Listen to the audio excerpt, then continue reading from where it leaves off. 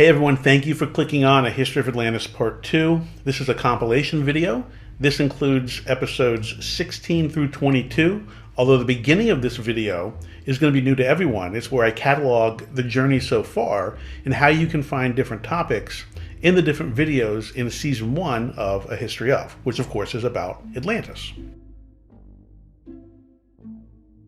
First thing I need to do, which we'll probably have to do periodically, is there are a couple mistakes that have been made, or errors, whatever you want to call it, in some of the videos, so I want to go ahead and correct those. The first is in episode number 22. I was using data from two sources. One is an academic article, and the other is a Washington Post article about the academic article, and I just got the titles crossed. So in the video, I used the title for the Washington Post article, but I posted a link to the academic journal. It doesn't change anything, but it certainly was, I posted a link to something that had a slightly different title than what was shown on the screen. The next correction is in episode 13. I refer to the Sicilian Channel monolith, and I have the datings for it, and I use the term BCE when the article had used the term BP. This is something that academics have done fairly recently. BP means before present, BCE means before the Common Era, BC means before Christ. And there's a war going on between religious dating and all kinds of stuff that we don't need to get into here. But basically, BP means before present, so you have to know when the article was written. So then you have to calculate it, which I think is horrifyingly stupid, but it's the way they're doing it now. BCE and BC are the same, and they both mean year zero, which is 2023 years ago from now.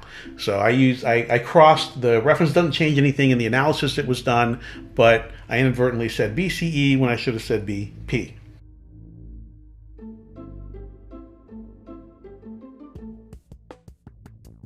The last mistake that I'm aware of, I'm sure there are others, and by the way, just because you and I might disagree on an interpretation of something, that doesn't mean it's a mistake. I think mistakes are kind of where I use terms that are not accurate in how I'm using them, or I misreference something, like I had the wrong title up for a link. In this case, this last one is when we're looking at Crete. I mentioned that there were two languages, written languages, that we had yet to decipher. I called it Minoan script and Linear A. And while Minoan script isn't necessarily wrong, it's a script from the Minoans. Apparently, the common reference to that particular thing is a Cretan hieroglyph, not a Minoan script. So I'm putting it out there. That's the last major correction that I know of. So now we can get into what these videos are. So as I mentioned, this is part 2. Part 2 is episodes 16 through 22. You can see them up here on the right-hand side. If you've just found this, please feel free to watch it. You can come into this at any point, and then you'll go back and you watch part 1, which is episodes 1 through 15, and you'll be up to speed. So in episodes 1, 8, and 10 is where we set the scope and we cover the methodology that we're following. Episodes 2 and 3, we trace the requirements for Atlantis all the way back to the event and then bring it forward again. In episodes 4, 5, 6, and 7, we break those requirements down and we put them into categories and we derive the details of them. In episodes 9 and 11, we go over Crete. Episodes 12, 13, 14, 15, and 16, we do a deep dive into Malta. Episode 18, we go over Antarctica. In episodes 17, 19, and 21, we dig into technology topics that wound up taking us to Central and South America. I'm calling it an analysis of Aslan, but we're not really finished with Aslan yet. Then we have a couple episodes where we dive into some of the technologies that would have been required for the kingdom to exist. And that's it. Those are the episodes. I hope you enjoy A History of Atlantis Part 2. I'm very active in the chat sessions for these videos, along with a pretty good group of folks that have subscribed to this channel. So please jump in, and we're excited to have you with us. Thanks.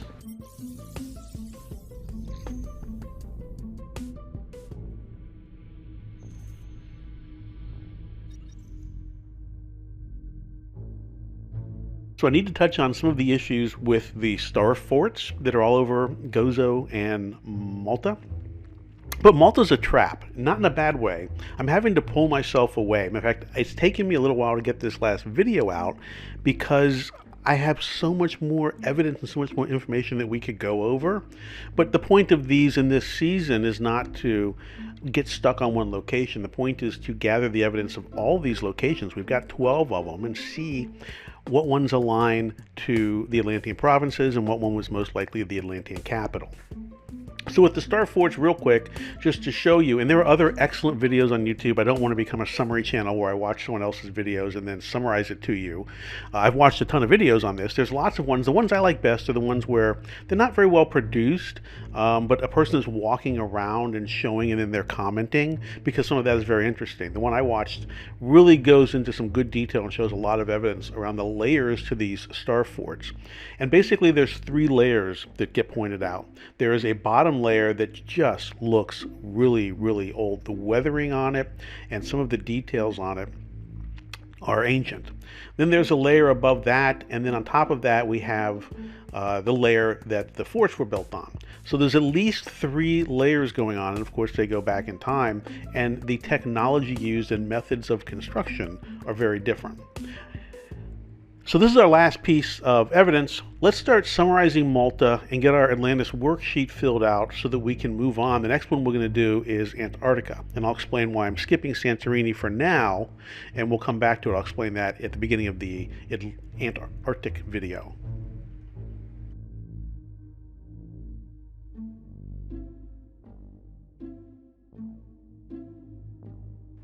So let's start to build our summary of Malta. There's 6 things that we can take away in our analysis, and then we'll fill out our Atlantean worksheet for Malta, and then we'll move on to the next one. So the first thing we noticed, and one of the first things we do when we run our Atlantis detector, if you remember, is we lower the sea levels 400 feet, and then we look for that 3,000 stadia long run, gently sloping thing to the sea, to see if we need to do the Atlantis capital analysis. So in Malta, it's not the capital, it's inside the Strait of Gibraltar, there's no landmass big enough, but lowering the sea level 400 feet to the depth it was at the last ice age, it kind of magically transforms Malta into an incredibly interesting and strategic landmass in the middle of the Mediterranean. Basically, Malta turns into a peninsula, and if from a military standpoint, it would become the choke point for controlling the flow in and out of the Mediterranean. Malta also has a staggering level of megalithic constructions. It's the highest concentration in the world. And they're I call them energetic constructions, because they're all very different, they're all very big, and they're all very mysterious. Malta also has what they call them cart ruts. We've been through this. Many people believe that maybe cart ruts, that they were formed by wheels, isn't the best explanation. When I look at them, and they're all over the place, they look to me like they were formed maybe in 2, 3, or 4 different, methods.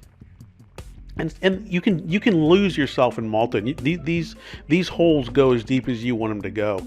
For example, there's skeletal remains of pygmy elephants all over Malta. So the idea of pygmy elephants hauling stones around on bedrock that are leaving worn tracks, that's interesting, right? And certainly, I'm sure some of the tracks are that. But the most interesting thing about the tracks is that they lead into the water and they go to a significant depths. Some others of them also go straight off of cliffs. There's no real organization to them. I've speculated on some different things that they might be or could be. The big thing for us, though, we don't need to solve, and we're going to use this strategy all the way through. We don't need to solve what created them. We just need to use the physical evidence of their creation in our Atlantean analysis. And basically, with the cart ruts, what we have is very clear evidence of people doing something on land, and that land now goes underwater. But they didn't do it when the land was underwater. They did it when the land was above water. This land was only above water during the last ice age. Some other interesting things are going on Malta also. In 2018, a team of researchers discovered DNA evidence that pushed the occupation of Malta, the academically accepted date for the occupation of Malta, back from 5200 BCE to 5900 BCE. So that was just 4 years ago, but they pushed it back 700 years. And that tends to be what happens with all these findings. They tend to find things that push the dates back farther and farther and farther. So it's just a matter of time before these dates align to the Atlantean date. They're approaching the Atlantean date. They're moving in that direction. They're not going to find something that moves that 5900 BCE date back up to 5200. These dates only move backwards. The other interesting thing with Malta, well, not the other, there are many, there's almost an infinite number of interesting things with Malta, but these megalithic constructions are not just on the island. The Cartwrights go into the water, and we've discovered the peninsulas that get created when you lower the sea levels, they're littered with anomalies. They're littered with megalithic constructions. When we found one, the Sicilian Channel monolith, and that find pushes us past that DNA evidence of 5900 BCE, because you can't do megalithic constructions 200 or 300 or 400 feet below sea level. That's just not how it has nothing to do with how they get done. They get done when they're on land. So these constructions were done when the land was above water. It was above water during the last ice age. So there are no compelling gaps between the academic evidence, not the academic viewpoint, but the academic evidence, in Malta being a province of Atlantis. If our assumptions hold, it's not just a province of Atlantis, but it's going to offer probably some of the most compelling evidence if we're ever able to do a deep dive and research those sunken peninsulas and those sunken land masses that would have been militarily strategic if the Atlantean story is real.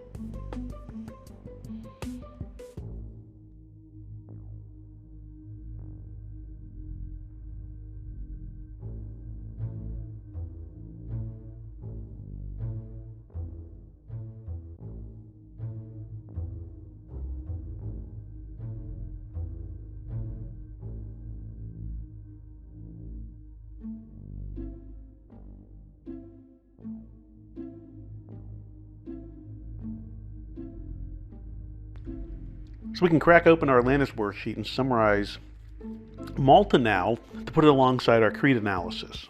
The first thing with Malta, just like with Crete, in any of these locations inside the Mediterranean, is that it's not going to fit any of the requirements for the capital city in a meaningful way. So we know Malta wasn't the Atlantean capital.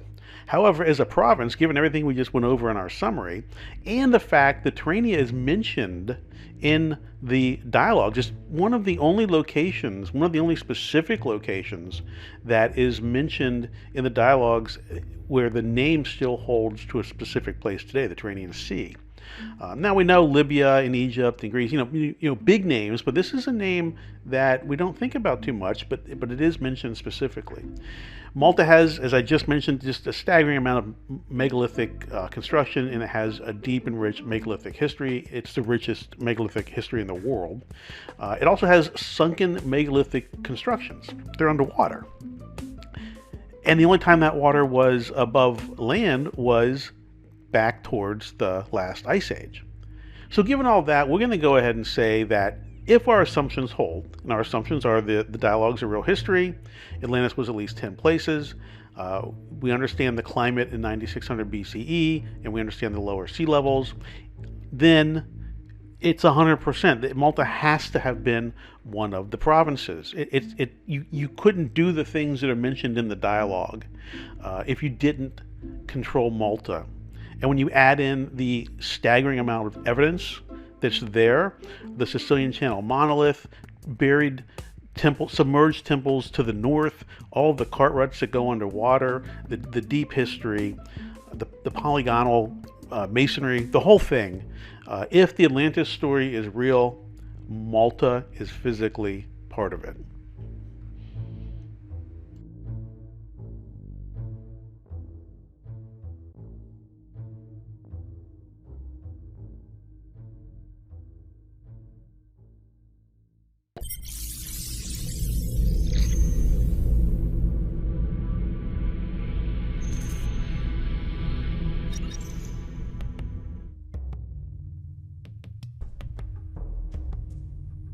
So we're going to start to broaden our search now. We looked at 2 locations inside the Mediterranean. I'm pausing looking at Santorini. We'll go over that when we get back into exploring some of these other locations that are outside in the Atlantic. But one of the things we have to clean up, just like we had to address whether the story of Atlantis was a oral tradition or whether it was written down. Turns out it was written down. We've had to develop assumptions. We have to establish what a seafaring or maritime society, what technology would have been available to them in 9600 BCE. Now, it turns out we don't have to go very far to find this technology, and we are nowhere near the first people to try and figure this out. There's been intellectual exercises, but there's also lots of folks who have built these boats and sailed them across the Atlantic. So it turns out something called the Thanupa, which is a reed boat, which we can still go see. It's still very much used today in Peru and Bolivia around Lake Titicaca. It's made from materials which would have been available in Egypt and in the New World and in Africa and in Europe and all over the place.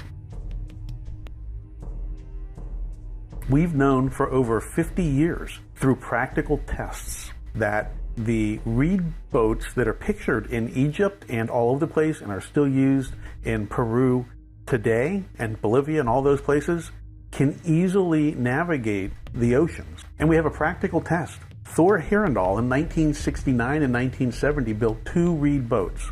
The first one he called Ra, and the second one he called Ra 2. The first boat he had problems with, largely because he didn't understand the technology in how to wrap the reeds. Although even though it was improperly built, that first boat still sailed over 5,000 kilometers. So what this Thor guy did for the second boat is he commissioned 4 Indians from the Lake Titicaca area who were experts in building these reed vessels, which is what helped him build Ra 2, which made the entire journey. But it's even more interesting. Where Heyerdahl sailed Ra 1 and Ra 2, these boats were basically rafts, and I didn't actually know in academics the difference between a boat and a raft. But it turns out when we say, when did people first have boats, and we do that search, that's a whole different question and a whole different answer than when did people have rafts. So these reed boats that we're looking at are technically considered rafts, and they've been around pretty much as long as people have been around. But again, Ra 1 and Ra 2, since they're rafts, they were completely propelled just by wind and current. That was Heyerdahl's strategy. And if you look at the images of Ra 1 and Ra 2, you find that he takes this natural path, which is the same as Columbus's number 3 and number 4 expeditions across the Atlantic. And the Ra boats are simply letting the current and the wind take them. They can't steer that well. So this is the natural way that the Earth gets boats from the African coast to the New World in South America. The Ra 2 is currently on display in the museum in Oslo, and we've known for over 50 years that it was not only possible, but completely within the ability of the folks living on the planet in 9600 BCE to sail pretty much anywhere they wanted to. Yet today, when we ask this question, if we ask this question in an academic environment, they will tell us that their going in assumptions for all of these ancient civilizations is that they developed in isolation and they did not have contact with each other. This is a ridiculous assumption. It's not just a bad assumption, it's a ridiculous assumption. We've known for 50 years that they absolutely could have had contact with each other, which then aligns all of this other anecdotal evidence we have about that contact and all the similarities we see. It's completely feasible. We just simply need the academics to change their assumption. The assumption should be that cultures evolved in an ecosystem where they may have had contact with each other. We have to just simply assume that, as opposed to assuming they didn't. That one assumption would shift so much of the knowledge about our ancient history. So going forward in our analysis, we're going to assume the maritime components of these societies that we're looking at in 9600 BCE had maritime technology comparable to these Thanupas. 100% aligned to what we know about our past. This doesn't contradict anything, yet it's going to open up so many doors in our analysis.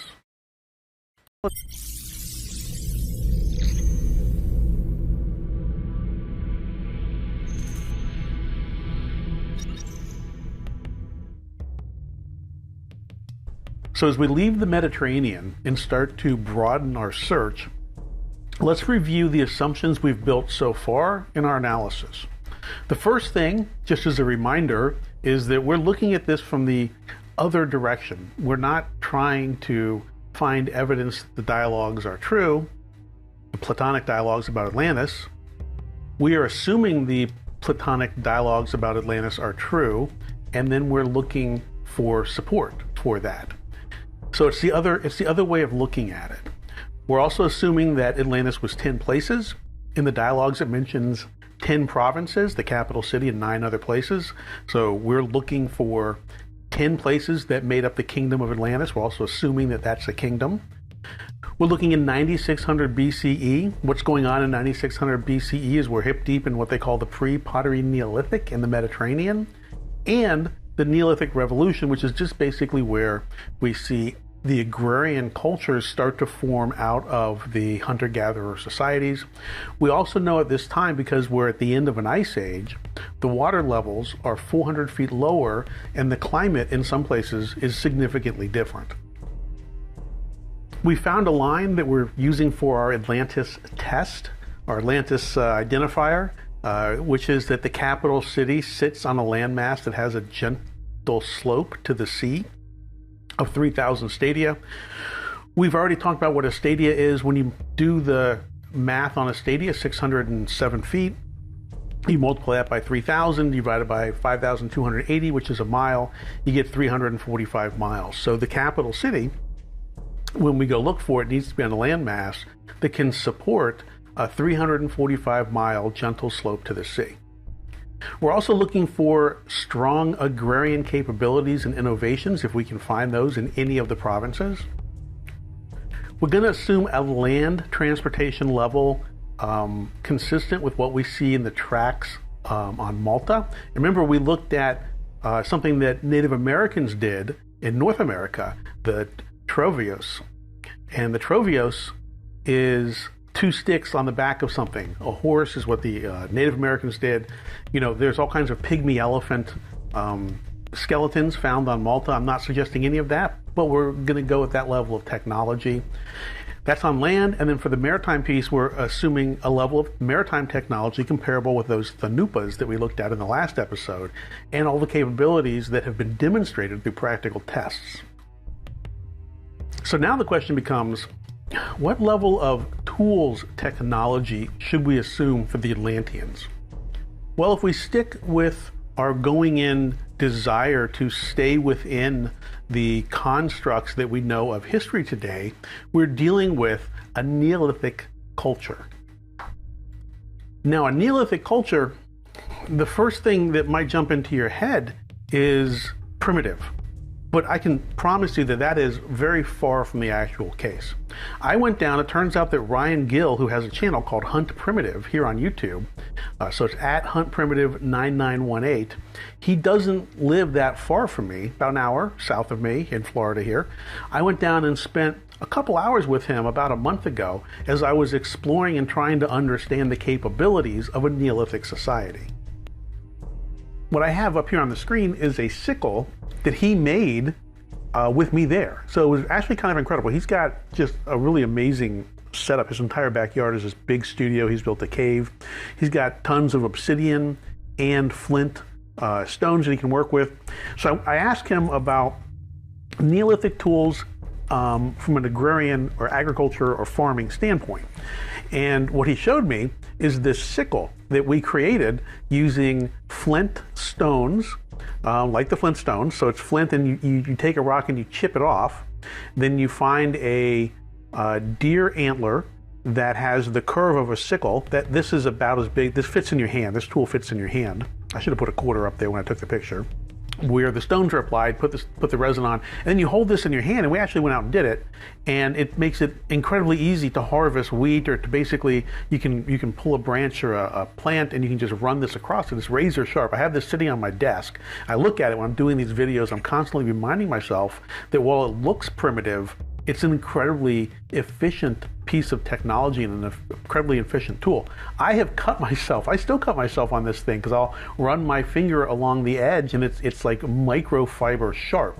And I have all kinds of little scars on my hand from handling this thing because you have to be super careful with it. So now we can pull up our Atlantis worksheet. We have all those assumptions we just went through.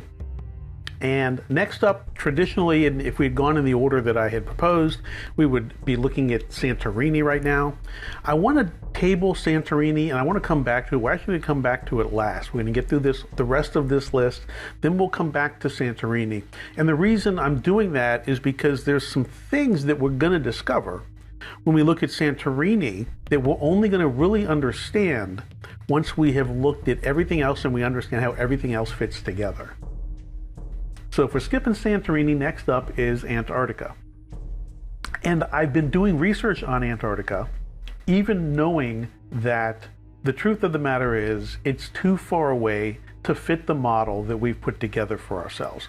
And I'll put a map up here in a second. I'll kind of show you based on that generic trade route that we developed earlier and the location of Antarctica. It's just thousands and thousands of miles away. If you remember, one of our assumptions even for the kingdom is there has to be some socio-political reason to wage war inside the Mediterranean. There has to be some type of geographic proximity, and the truth is Antarctica just can't get that for us.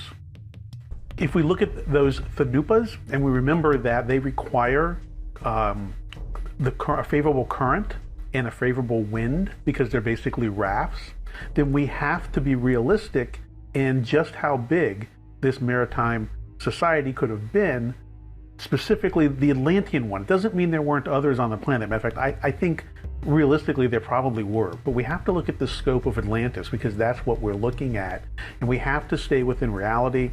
And the reality is the currents of the North Atlantic Ocean dictate very specific trade routes if your technology level is the Thanupa technology level. So as I mentioned, I was going to collect a lot of this information and put it together, but there's a lot with Antarctica. So instead, I want to recommend two books. The first of these books, called When the Sky Fell in Search of Atlantis, was written by a husband and wife team, Rand and Rose Flimoff. I first read this book in like 1995 or 1996, right after Fingerprints of the Gods by Graham Hancock. A lot of books came out after that. They have this book, When the Sky Fell, and they also have Atlantis Beneath the Ice. These two books do a much better job than I could possibly do of building the case. I would argue if you take the word Atlantis out of their analysis and just look at it as evidence for something interesting going on Antarctica in the past, deep in the past, I think they nailed it. I just don't think it's part of Atlantis as we're looking at it from the Platonic dialogues, because we can't get to Antarctica given our assumptions.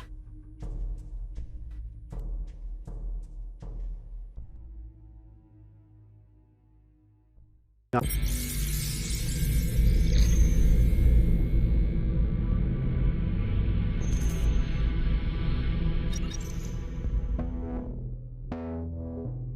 so I've started the research and we're looking for Doggerland. However, the first thing I came across was the timeline and the condition of the land around Doggerland, and a lot of it apparently was marshes. And that was like one of the first pieces I hit, and I can't get those Thanupas out of my head and the reeds, because marshes are a great place to grow reeds. So I started looking, and sure enough, all of the locations we have on the map that are potential locations for Atlantis, whether it's a province or the capital or whatever, in each of those places, there are lowlands where reeds grow. And I started to think about those boats, those Thanupa boats, and I realized that for Ra too, he had to commission Indians from the Lake Titicaca area. So it kept bringing me back to Lake Titicaca. And I realized that the ability to build these boats and the reeds themselves would have been one of the first important specializations, and it would have been one of the first agrarian or things we do with agriculture that we build that contributes to society beyond just food. So I tabled the Doggerland research, or I started it, I'm still working on it, but I just found myself searching around Lake Titicaca because it felt like there should be more there. And sure enough, I came across two artifacts that have been found. The Pacotia Monument and the Fuente Magna Bowl. So if you want to talk about a confusing chain of events that seems to represent the worst of us, not the best, then these two artifacts and the entire debacle around them is pretty much the perfect case study.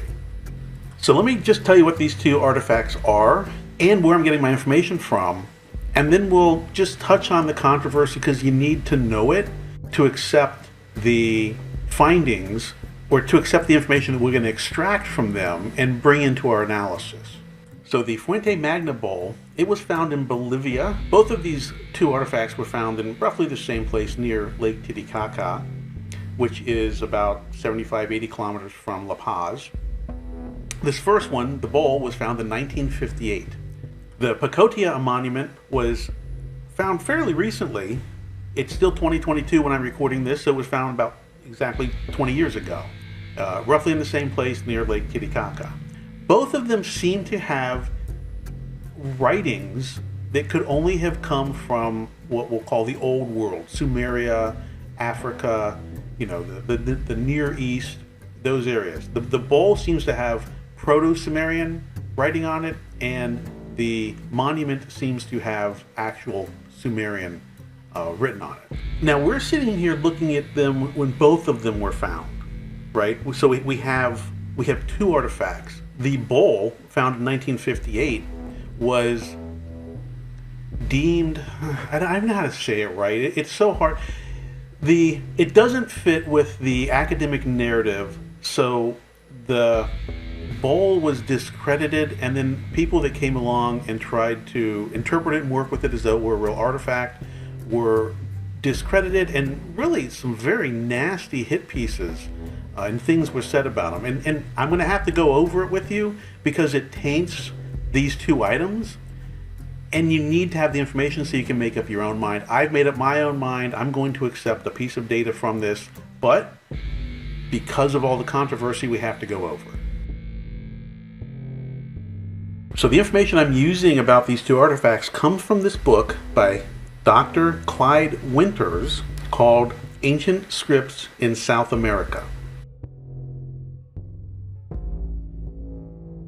So this guy, Dr. Clyde Winters, is the one who translated those two documents. He has a master's degree in social science from the University of Illinois with a concentration in linguistics and anthropology. He has an undergraduate degree in sociology and history, and later in his career, he went back to school, Chicago State University, and he studied special education. He went on to get a PhD in educational psychology, and he teaches a number of history courses, ancient history courses. He's written over about 23 books, and he also teaches special education in some Chicago area schools. The link I have there in red, I know it's small, and I'm purposefully not putting it in the notes where you can just click on it. I'm not trying to propagate the attack against this guy, but that link, if you pause it and you want to go to that link, that's a forum where the attacks against him were levied, and he logged in to respond. It's a very lengthy post. He posts all of his rebuttals to these attacks. For example, the initial post that criticizes him lists his educational credentials and leaves out his graduate degree in anthropology. And when the attack starts that way, I think it's fair to be skeptical of it.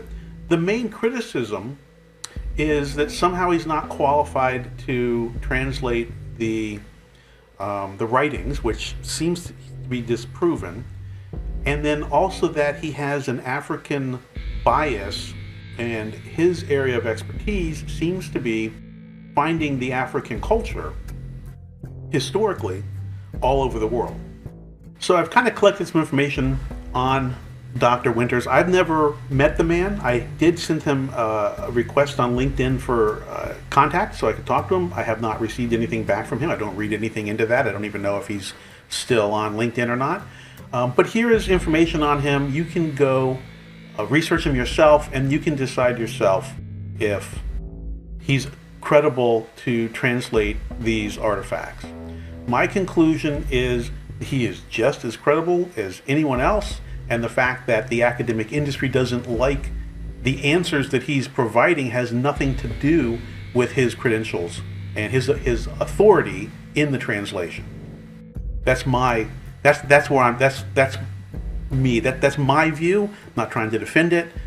That's just the view I'm taking.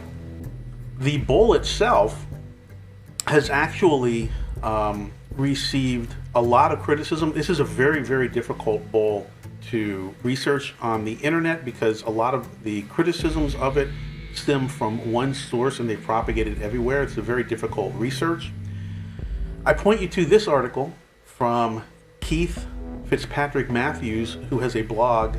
He runs the blog on the Bad Archaeology website, and he wrote a blog where he was trying to come up with the 10 finds that don't really change history but seem like they do, and he included this bowl, but he got stuck on the bowl, and he actually wrote this statement in response to some criticism of it because he couldn't debunk it.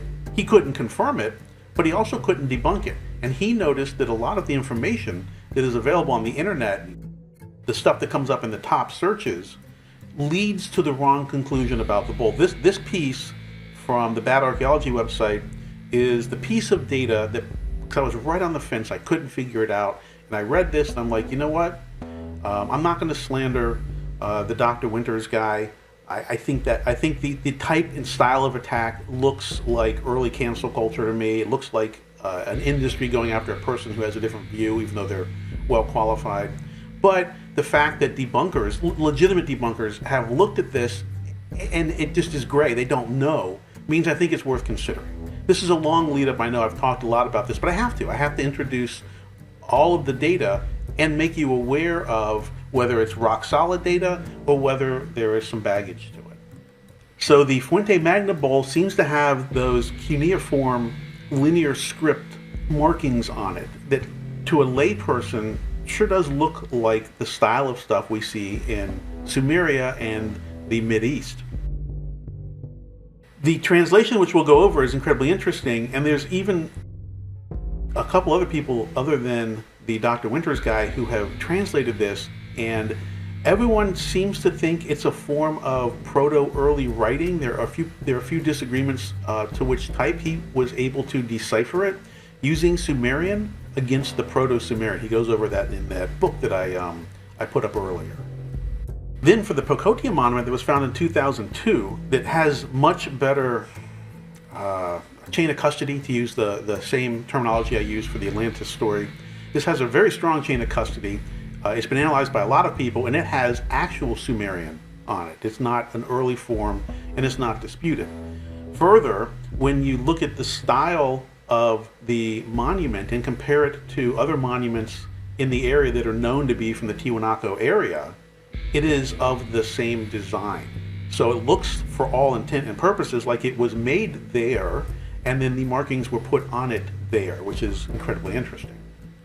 So if these two monuments hold, we have proof of our Thunupa theory, because whether this is Atlantean or whether this is something that's going on in 3500 BCE, the only way these cultures could exchange information is if someone got on a Thunupa boat, which is made with reeds, and crossed the ocean. Only way it could have happened, doesn't matter when it happened, because we're talking ancient history here. Another interesting thing about these two artifacts is they're both made out of stone. Now, for the bowl, they actually can't tell if it's stone or if it's some type of early form of pottery. But the consensus seems to be it's stone. And if you remember, when we were looking for the time period of Atlantis and we were trying to establish what was going on in 9600 BCE, we discovered that we were in what's called the pre-pottery Neolithic. They made stone tools and stone bowls and stone cups. So I think the fact that this thing is stone, if it were going to be a forgery, they wouldn't have used stone. And the argument for it being a forgery actually kind of falls apart since we have the second artifact that confirms the first. So if we bring back up the bowl and we look at Dr. Winter's interpretation of the different symbols. He has formal translations of what they say.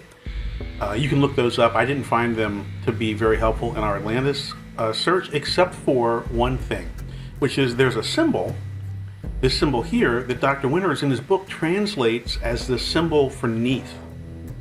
Now, that's kind of incredible if you really think about it, because we spent a lot of time in episodes 2 and 3 looking at the chain of custody for the story of Atlantis, and the goddess Neith became very prominent in the history of Atlantis. It's at the Temple of Neith at Sais that Solon visits in 600 BCE. The temple, we know, was established before the first Egyptian dynasty. We see Neith as the mother of the Egyptian pantheon, but we also start to see these female goddess cults pop up, not only in the West Nile Delta, not only in Libya, but also in Malta and a lot of other places. Now we're seeing this strong female goddess, Neith, show up all the way across the Atlantic in Peru. The Temple of Neith is where we are told the history of Atlantis was preserved, and we have writings on artifacts in Peru around Lake Titicaca that also specifically mention the god Neith.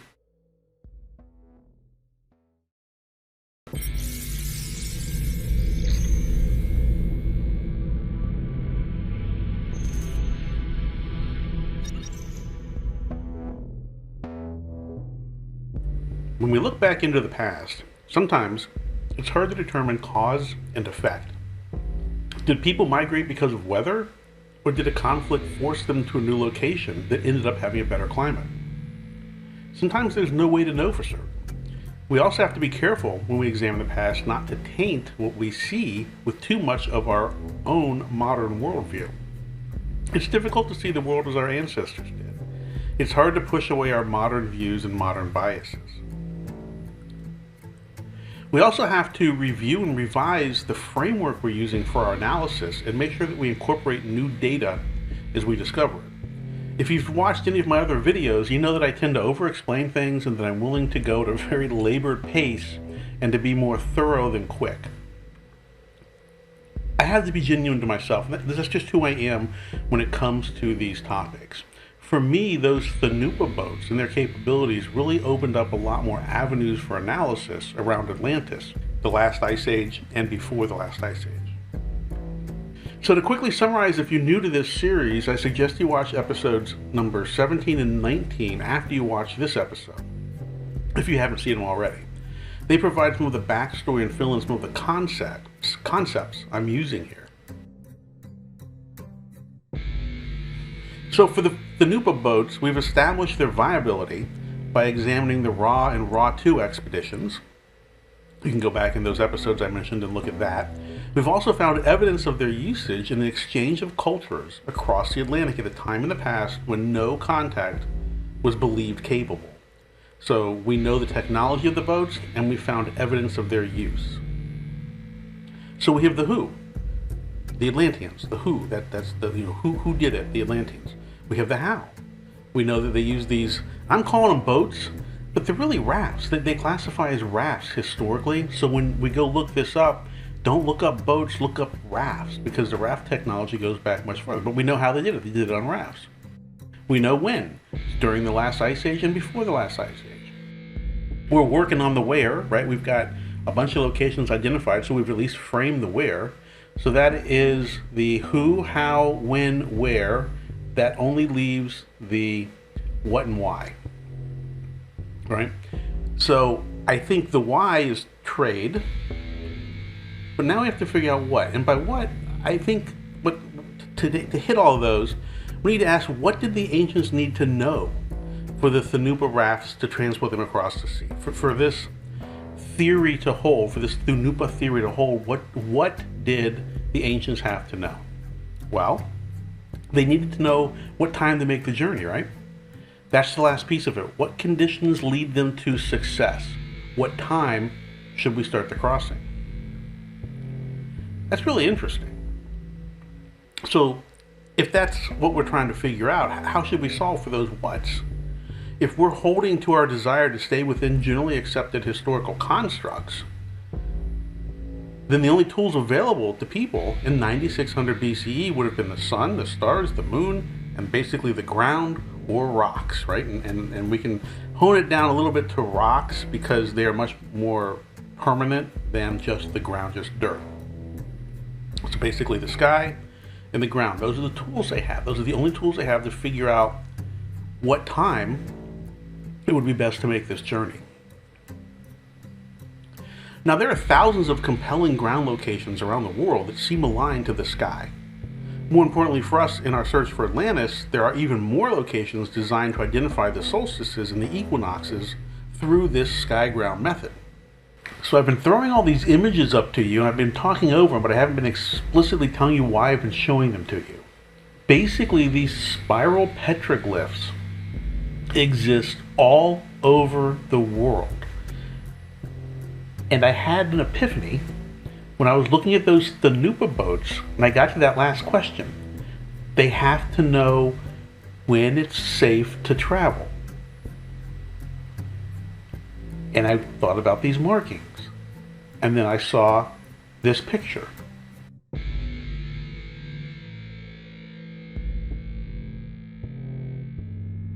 This picture shows how the sunlight is positioned on these spiral diagrams that we see all over the world.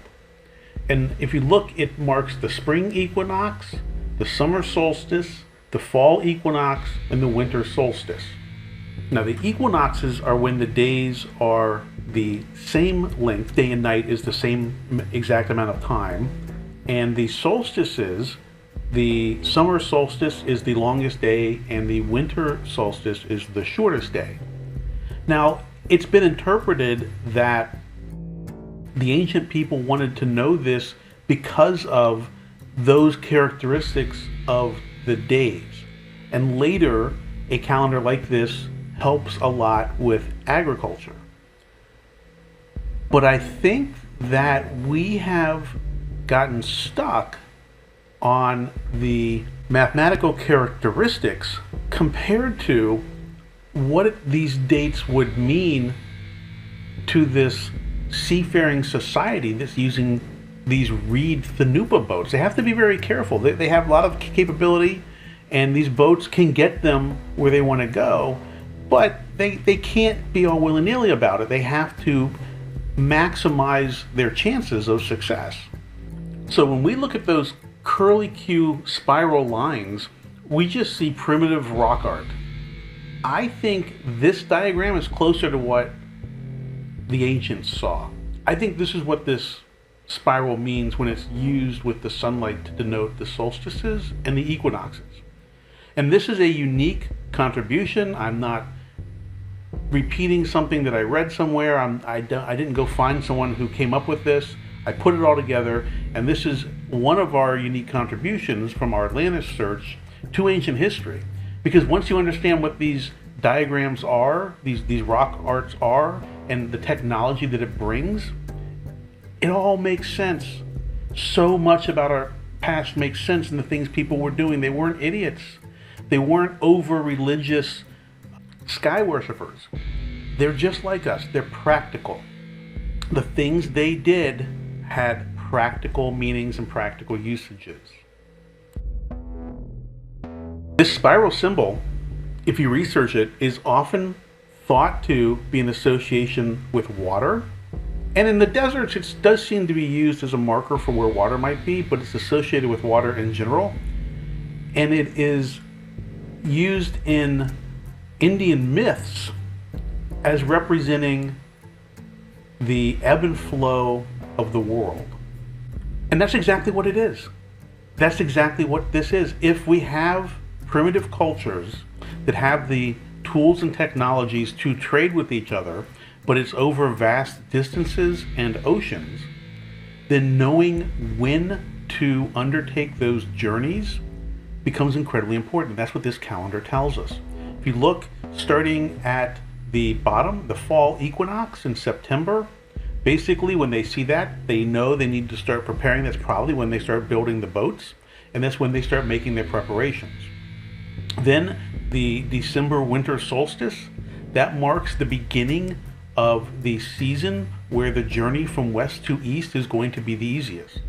Then the spring equinox in March represents the time period where the journey from east to west is going to be the easiest. Come June, the summer solstice, stop. Do not travel. Do not undertake this journey in either direction between the summer solstice and the fall equinox, because that's hurricane season in the Atlantic, and it becomes, the chances of a disaster go up exponentially. And knowing this just blows my mind. When we read the academic papers or we watch the documentaries, it's kind of the same thing. They'll find a location, they'll align it to the sky, they will show how during the equinoxes and the solstices the temple or the art or the rock or the carving or whatever it is can be used to denote those times, and then that's it.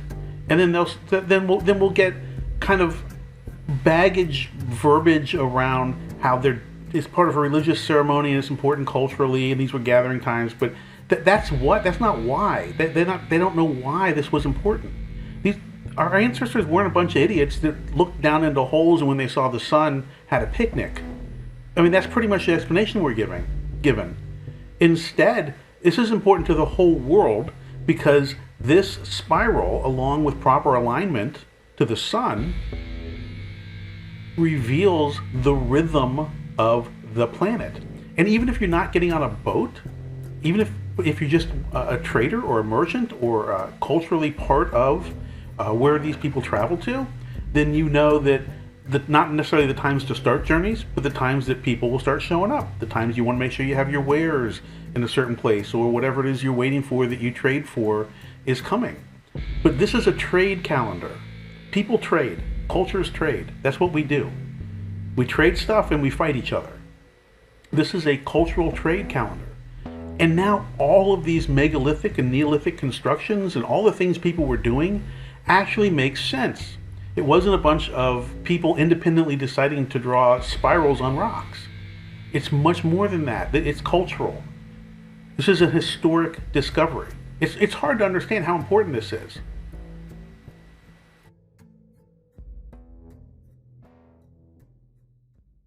I was sitting working through the epiphany about the spiral petroglyph and trying to decide if I should keep digging into Doggerland or if I should table that and shift focus into the locations in the Americas.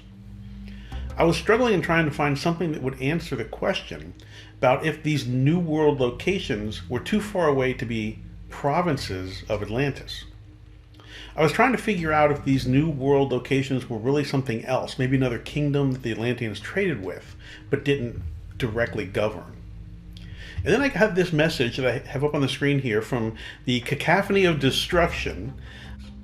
Most recent sources edit the speech that Montezuma gave, and they pull out some of the things that have been deemed as him seeing the Spanish as more than they were. But it wasn't terribly hard to find a source that still had the entire statement, which is what we're going to work with here.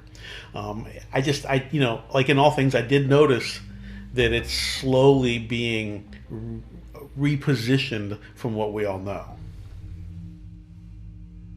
So we're talking about November 8th, 1519, at the gates of Tenochtitlan, which that's as good as I'm going to get Spanish-wise, but that's today basically the site of Mexico City. It was a lake. It was very different in the past, but that's the location. So we know about this through something called the Florentine Codex, which is a work compiled in a legitimate attempt to chronicle the Aztec culture by the Spanish explorers. It's a multi-volume set and includes hundreds of drawings commissioned by the local population as they were attempting to chronicle everything. As I started looking at the drawings, since we're all in this find patterns and associations mode, I saw this picture of these Aztec warriors and immediately noticed that they branded their shields just like the Greek hoplites did, and that the symbols they use, at least on these three shields, look like they directly relate to those Greek hoplite decorations. Now, I'm in no way claiming that they are directly related or this is a direct relationship, but as soon as you put your eyes on and you start looking for this stuff, it's everywhere. And the similarities are so striking that I couldn't help but point it out, that this might be yet some other cultural memory or cultural association. And it could be that these Aztec warriors and the Greek hoplites the idea of them come from a common memory, common cultural memory. Another thing from a housekeeping standpoint, when we look at the route that Cortez took to get to where he met Montezuma and to get to Mexico, it sure does look familiar, and it follows almost the exact same current pattern that we've identified for our Thanupa boats, for those rafts. This is the path that the Earth takes those rafts on. So I think it's wildly interesting and telling that it's basically the same path that Cortez took. So if we throw up our map that we're searching for Atlantis, and you'll notice I've upgraded the map because I do try and take the feedback I'm getting, and one of the pieces of feedback I've gotten is that some of my diagrams are less than impressive. So while this one's still probably less than impressive, at least it's colorful. Anyway, as I mentioned, I was trying to figure out if it was realistic that this side of the map, the eastern side, during the last ice age, really could have exhibited influence over a province that was on the other side of the map, the western side. I was on the fence, just like I had been for a number of pieces of evidence. Here, I was trying to figure out what I would need to find, what evidence could exist that would link the two sides of the Atlantic. I know we found real evidence of cultural exchanges, and we've identified all of the requisite technology for trade to have taken place. But trade is different than being able to exhibit overt influence and control across the waters, across the Atlantic. Then I got the Cacophony of Destruction's message, and I found the full text of the speech, which we're going to go over. What's interesting is that more recent sources have edited the speech, as I mentioned, leaving out parts. But I was able to find the whole thing, which is very important. We need to look at and examine the entire speech. So here's the whole speech, and it's a wall of words. We're going to break it down and decompose it just like we've done with a number of the dialogues and other text. I'm just leaving it up here just for a second, so if you want to pause it, if you want to be able to read the whole thing before I start pulling it apart, you have it. So after identifying himself, this is the first thing that Montezuma says to Cortez. He says, "Our Lord, you are very welcome in your arrival in this land. You have come to satisfy your curiosity about your noble city of Mexico. You have come here to sit on your throne, to sit under its canopy, which I have kept for a while for you." If I ruled a province and the king came that I reported to, this is pretty much exactly what I would say to them, especially if we had lost communications for a while, but now I believe they're showing up. And then we have the next thing he says, where he lists out the line of succession that he's representing, and he specifically notes that he's in charge for you, for Cortez, for who he perceives to be the actual great king, and that he is a descendant of that lineage, which aligns directly, if we are looking at this from an Atlantis standpoint, around the province names, the twin names, right? That's lineage. Now the first thing upon re-meeting, re-establishing contact, we have Montezuma reciting his lineage. Very interesting. And then the last thing he tells them is, look, I get it. I'm not dreaming. I'm not sleepwalking. This isn't a fever vision. This isn't an oracle. I'm not just making this up in my head. Here we are. We're standing here physically face to face, which confirms where you've come from. You've come from the east, from that mysterious unknown place. We've been looking for generations. We've been waiting. Our past rulers told us that people from the east would come, that we were part of their kingdom. We were a province of their kingdom. Now you're here. I've kept good control of the place for you, and go sit on your throne, go rest. We're really super happy to have you here. So as we often do, let's now decompose what we pulled out of that big wall of text. Basically, we have Montezuma saying that my land is a province in your kingdom. My land is a province in the kingdom where the people come from the east. I've been the steward of it for you, and I am a descendant of the people that came from the East, the lineage. I'm a descendant of those people. And the mysterious place in the East has been verified. So what I was, of course, hoping is that we could look at the list of king names that Montezuma provides, and we could look at the twins list, and something would jump out and be obvious. That didn't happen, although these two that I have in red in the twins list on the bottom there, they phonetically have a different pace, so it looks like they're from a different style of language. The linguist that was helping me has moved on, like a lot of professionals do once they understand that what I'm trying to do is figure out Atlantis. They don't really want to be part of it. So I have a lot of work they helped me with on the twins list, some of these other locations we're going to get to. But I didn't have Montezuma's speech and any of these names in the list of stuff that I gave them. Still, I like these two names for this. It doesn't all line up. It's not elegant like the seventh king here, the name that might have some elements phonetically or linguistically. But the seventh king, we have the lineage, and he's like the rabbit king, although in the picture he's got a pretty intense looking squirrel. That doesn't really, we can look at it, but it's like a Rorschach test, which is we're probably seeing what we want to see. However, if we go back to the first king, something incredible happens with his name. The first king, when you trace the name back, his name meant handful of reeds. And for me, that was the clincher. We've identified those Thanupa, those reed boats. I think when you project into what that meant, it meant that these reeds and the ability to work with them with your hands was probably the preeminent skill of these early societies, because it opened up trade, it opened up the ability to travel. It was the internet to them. It was the highest form of technology, and they had serious societal uses for it. So I just have to, handful of reeds. How can that be what the name means of the first Aztec king? How is that possible? Unless our story and unless our theory of Atlantis holds true. So it's not the way I thought it was going to go. And a lot more research has to be done, because this opens the door to reinterpreting a massive amount of information about Central South America, North America, and what was going on in the New World at this time. But Aztlan, the land of the Aztecs, absolutely, because we have Montezuma's speech and admitting that his kingdom is a province of this larger kingdom. Other than referencing Plato and Critias and dialogues in the word Atlantis, he is telling us specifically that they are a province. It couldn't be any more clear.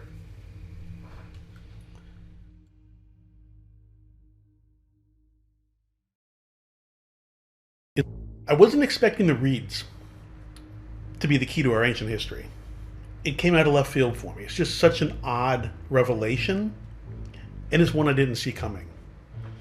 I'm going to have to do a video here summarizing all of our analysis, because the last 4, 5, or 6 videos have really been revolutionary, and we need to capture that information, get it onto our worksheet, and then go back to our process and get back to examining Doggerland. However, our assumptions around the technology we've uncovered that would have allowed for this prehistoric maritime kingdom needs a little bit more work. As I've mentioned before, I do read all the comments that get put on the videos, at least I try to. And I read both the positive comments and the less than positive comments.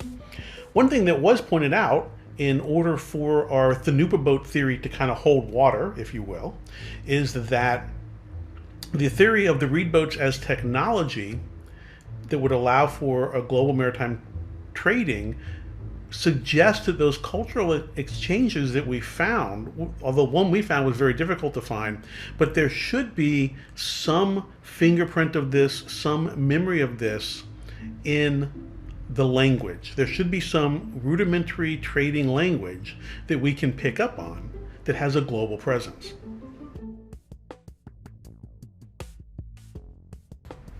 We've also identified the meaning of those spiral petroglyphs.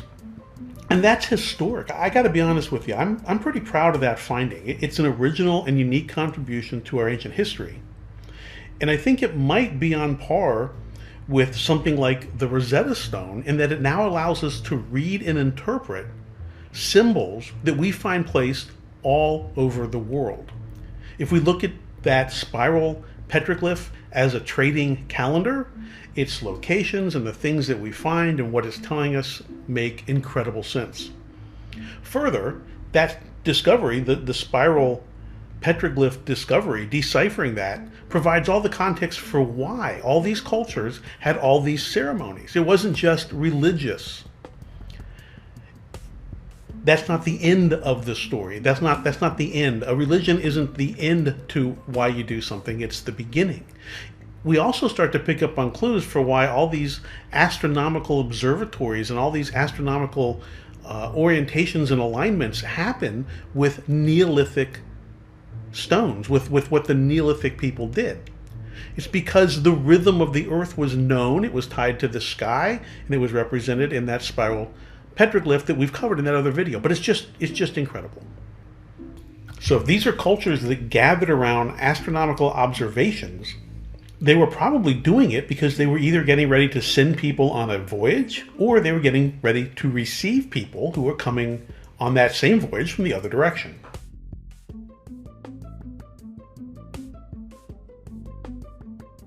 So now we have the problem of finding that trace. Language is going to be the easiest thing to look at, although when you first start to do this research, what comes back is that there is no common language system. However, it's not very hard to push past that. First thing we have to do is identify what language is. And we're just going to classify language as a system of communication. Now, there's a few other things that I've learned as I've done this research.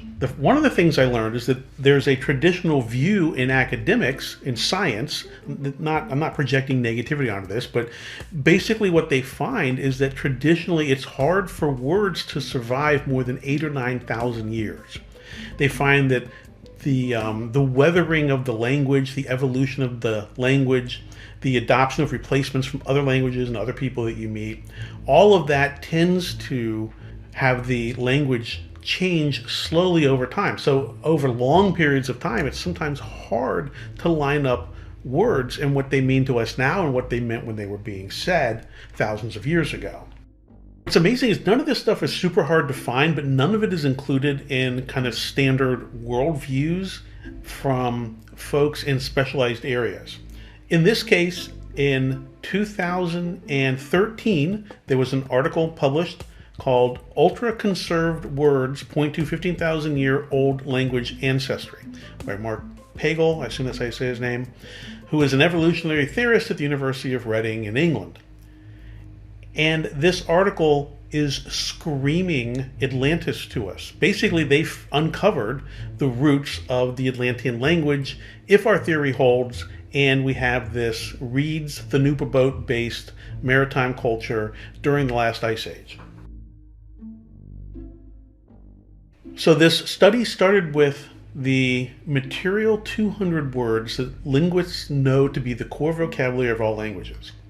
And just that statement right there is a clue for us that there is a core to all the different languages. We believe that there isn't, and that goes back to that academic assumption that I kind of did a little rant against a couple episodes ago, where they're going in assumption. So it's baked into everything they do is that ancient societies developed in isolation.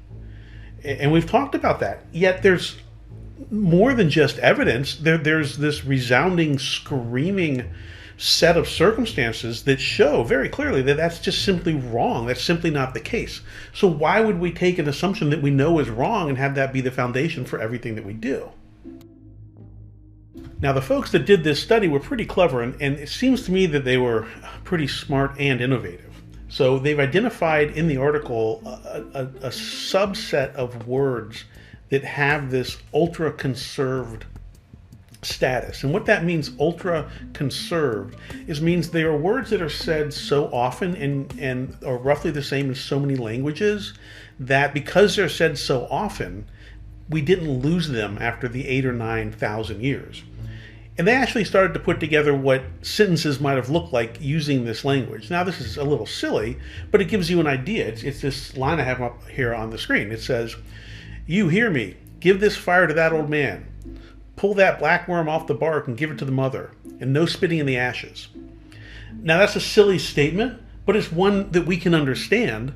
And when you read this article, what they say is if you were to go back and issue that same exact statement to these Neolithic people during the last Stone Age, they would understand some of those words. You would be able to generally communicate. Give this fire to that old man would sound close enough to them, like what you're trying to say, that you might be able to actually communicate with them.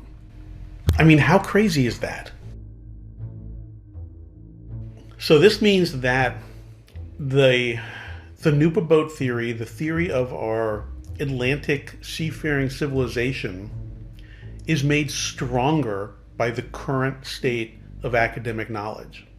We actually know, the academics know, that there is a long-lived set of words that have been around for at least 15,000 years that form the common ancestor, the basis to about 700 contemporary languages that are the native tongues of more than half the people of the world. So just like everything else so far in our search, when we hear that we need a piece of evidence to support what we're finding that piece of evidence inside of commonly known academic knowledge is a very straightforward endeavor.